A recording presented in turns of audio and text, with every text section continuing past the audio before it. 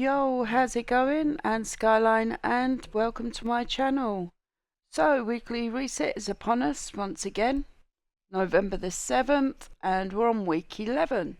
So let's dive in and see what's happening on Destiny 2 this week.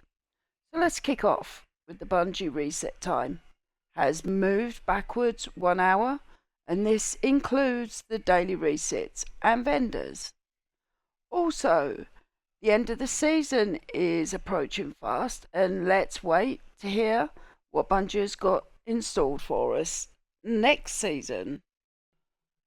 So, Festa of the Lost has finally finished now, and hopefully we see it back next year. Also, hopefully this week we'll see Eris Morn's secret to be finally revealed. Or will it be the grand finale of the season ending? And not forgetting the Imbuer engine, possible secret area, and the final strength test. We also this week have the Grandmaster and loot available. Also, we have the Rotator dungeons, including the Seraph Shield and Grasp of Everest, including exotics and legendary weapons available. We have the raid section and master challenges. And finally, this week's PvP bonus is trials ranks, so don't miss out. So let's jump straight in. But before we do, can you please hit that subscribe button and the thumbs up so I can grow my channel and create more content. Last week was the last week of Festival of the Lost. So sadly, it's time to wave goodbye to the event and to hopefully Bungie brings back next year. And fingers crossed they bring new weapons and new content for this event. This week's Grandmaster is the horrible Mars Battlegrounds, and it's one of the hardest of the season, but with the right build and weapons, you will be able to coast your way through it. So, for mods, you're going to need Solar Resistance, Barrier and Unstoppable. There's a lot of arc shields, but also there's a few solar shields. And for the extra increased damage, Strand and Void machine gun. And the adept weapon is the adept bow, pre-Astyanax. It's a solar, and it's really good for PvE and PvP. So, for the god roll for the bowstring, elastic string, accuracy -10, handling +5, draw time -72. Arrow, compact arrow shaft, reload speed +10, handling +10. For the first perk, Archer's Tempo, which draw time decreases after every precision hit. And for the perk 2, Incandescent, defeating a target spreads scorch to those nearby, and more powerful combatants and opposing guardians cause scorch in a larger radius.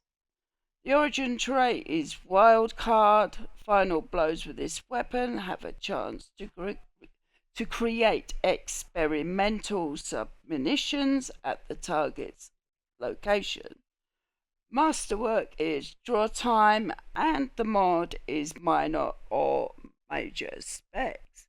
So that is the god roll for PvE.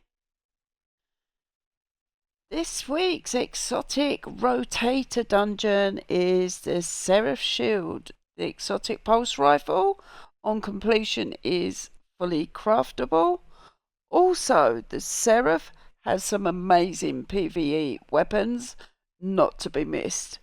So here is a list of some of the best PvE weapons available, and there is the Disparity Stasis Pulse Rifle, the Arc Tripwire Canary Bow. We also have the Judgment of Kelgoth Solar Glaive, the amazing Arc Path of Least Resistance Trace Rifle. That is amazing for PvE, especially crafted with Volt Shot. It's amazing for any Arc subclass. Also the Fight and Forget Stasis Linear, and not forgetting the Retrofit Escapade Void Heavy Machine Gun. And also you have all of the Achilles weapons that are available, and the best one that is craftable is the submachine gun that is arc that also rolls with Volt Shot. This week's legendary weekly dungeon is Grasp of Avarice. It's a fun dungeon on the Cosmodrome. The Galahorn drops in there if you have the 30th anniversary pack, and also on completion of the dungeon it drops the exotic catalyst for the exotic rocket launcher. Also, if you're after some of the PvP legendary weapons, especially the Matador 64 shotgun, that drops at the first boss. Also, it drops in the second encounter and final boss.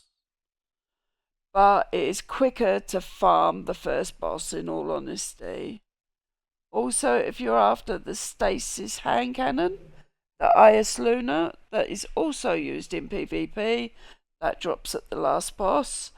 And the boss also drops the 1,000-yard Void sniper rifle. That is also really good in PvP if you're any good with snipers. Also at the boss, if you're doing on legend difficulty, that drops some really good high stat artifice armor if you're after the extra mod slot for end game level content. This week's weekly raid on rotation is the amazing Vow of Disciple. It's an absolute brilliant raid with some great mechanics that require glyphs to be called out throughout the whole of the raid. So I suggest for the first time raiders, I would get a copy from Google on hand ready. The raid also has a red border weapon that is available. That is a guaranteed drop at the last boss. But to be able to get the red border, the raid has secret rooms throughout the whole of the raid. And at the beginning, there is 3 unique glyphs to find in 3 of the secret rooms throughout the raid. I think there's about 7 rooms. The raid drops some amazing weapons, all fully craftable once the pattern has successfully been unlocked. The pattern that I find that I would unlock personally would be for the Forbearance. That is a wave arc grenade launcher, and it's absolutely amazing. It comes with a perk called Chain Reaction. Also, the submachine gun is really good. It's a kinetic. And not forgetting the heavy solar cataclysmic with bait and switch. And also the last boss drops the exotic pulse rifle. It's void and it's called the Collective Obligation. So if you have time on your agenda this week, I would definitely go in the raid and farm some of those patterns, or get a god roll. This week's Master Challenge is Crota, the last boss himself, son of Oryx. The challenge is called One for All, and to be honest, the challenge isn't much different how you would be doing it on normal. It definitely requires team communication, and survivability is the key. You definitely need Unstoppable is a must. You can do either a two-sword strat that is quicker to do, but the penalty is if you miss your combo. It's basically a wipe if you're doing the challenge for the adept weapon. But you can use the safe strat that is 3 swords. It does take longer to do to get that extra person enlightened, but it is a lot safer and it stops the wipe. So good luck on farming that, guys. Also, please could you hit the subscribe button and the thumbs up so that can help my channel grow, which helps me out, and then I can make more content. So thank you so much for watching my channel, and I'll speak to you soon. Bye.